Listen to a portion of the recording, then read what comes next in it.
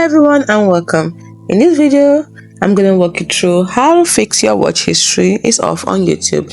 First thing you need to do is open up your YouTube app and then click at the profile icon at the bottom and then click on the gear icon at the top right corner. Then we're looking for a way to fix watch history.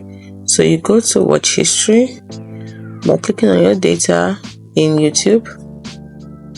You take it to your Google settings.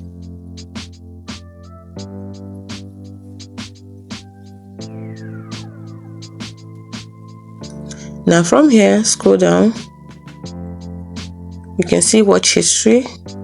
Make sure it is turned on. If your watch history is off on YouTube, just simply turn it on here.